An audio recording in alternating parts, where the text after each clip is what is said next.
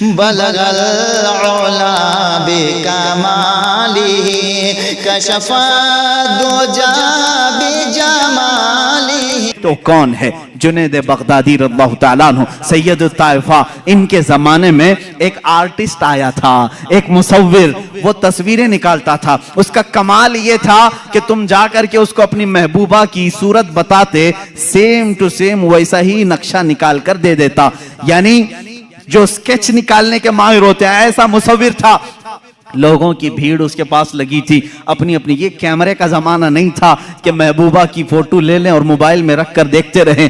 کسی مصور سے کھینچوانا ہی تھا، جا کر کے اس کے خد و خال بیان کرتے اور وہ بنا کر کے دیتا. جب یہ بات مشہور ہوئی، حضرت جنید بغدادی رضی اللہ تعالیٰ عنہ بھی پہنچ گئے. یہ وقت کے ولی کامل سید الطائفہ قطار میں کھڑے ہو گئے. لوگ اپنی محبوباؤں کی تصویر نکال رہے تھے. جب نمبر آیا آپ کا، آپ اندر آئے. مصور دیکھ کر گھبرا گیا. کہا جنید تمہارا میرے مکان پر کیا کام ہے؟ کہا میں نے سنا ہے تو محبوباؤں کی تصویریں ہو بہو کھینچتا ہے. میرا بھی ایک محبوب ہے، کیا تو اس کی تصویر بنا کے دے گا؟ میرا ایک محبوب ہے. اس نے کہا بتاؤ کیسا کیسا ہے تمہارا محبوب؟ خد و خال، حلیہ، قامت، سارا چہرہ، سارے ناز بتاؤ، میں نکال کر دیتا ہوں.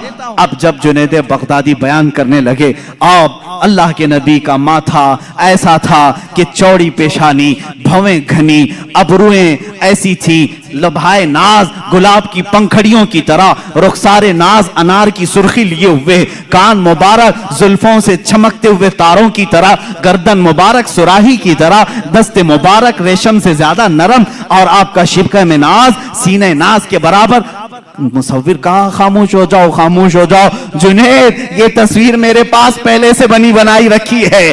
جنید نے کہا تو آرڈر لیتا ہے، 8 دن بعد بنا کے دیتا ہے، میرے محبوب کی تصویر تیرے پاس پہلے سے کیسے ہے؟ کہا در حقیقت بات یہ ہے جس سے تم محبت کرتے اس سے میں بھی محبت کرتا ہوں، اس کی تصویر میرے پاس ہے. جنید بغدادی نے کہا اچھا لاؤ لاؤ تصویر ہم دونوں دیکھتے ہیں، دونوں سامنے دیکھتے ہیں.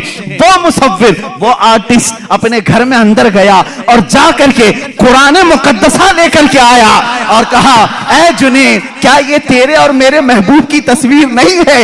اس سے بہتر تصویر کون بنا سکتا ہے؟ لو قرآن کھولو اور آنکھ پلٹو، رسول کا چہرہ دیکھنا ہو پڑھو والضحی واللیل اذا سجا. جب رسول کی زلفیں پڑھنی ہو پڑھو واللیل اذا سجا واللیل اذا یغشا. جب رسول پاک کے ہاتھ مبارک کو بیان کیا ہے مولا نے، کہا وما رمیت اذ رمیت ولکن اللہ رما.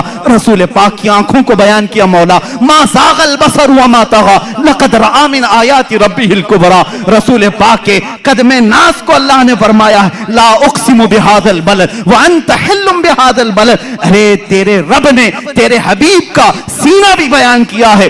الم نشرح لك صدرك ووضعنا عنك وزرك. رسول پاک کے ہر عضو کو قرآن پاک میں بیان کیا ہے. اسی لیے شاعر نے، نظمی نے کہا ہے، مارہرہ کے شاعر نے، آغاز سے اخیر تک قرآن ہے نعت مصطفیٰ، محبوب کے بیان کا کیسا انوکھا ڈھنگ ہے.